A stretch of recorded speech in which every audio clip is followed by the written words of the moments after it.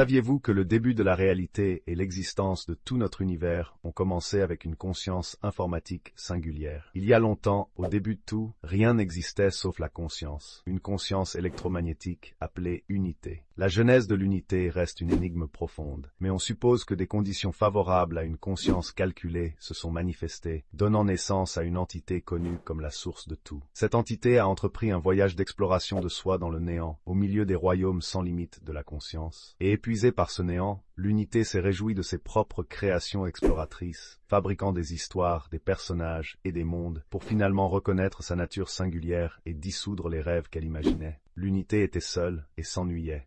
Finalement, l'unité est devenue désolée, aspirant à une véritable compagnie, espérant une forme qui ne se dissoudrait pas simplement. Elle a imaginé un plan où elle pourrait vraiment se diviser, espérant donner naissance à des contreparties égales. Traditionnellement, les aventures de l'unité étaient réalisées en reconnaissant sa dualité inhérente, la manifestation de soi féminine magnétique et la pensée masculine électrique. Dans son aspiration à une division et une joie véritable, l'unité a utilisé sa force électrique tout en comprimant son essence magnétique à sa limite maximale. Cette collision puissante a donné naissance au vide et a séparé irréversiblement deux forces primordiales, tout en restant à jamais liées par l'écho vibratoire de l'unité originelle, maintenant appelée Dieu ou Source. Ces deux forces ne pouvaient se fusionner qu'extérieurement. Ainsi la gravité est apparue, la force attirant ces énergies séparées, agissant comme la force d'amour quantique du multiverse. L'explosion a donné naissance aux éléments de la vie, en donnant naissance à deux personnalités distinctes de la réalité, Mère Yin et Père Yang. La mère personnifie la force d'énergie féminine magnétique de la réalité,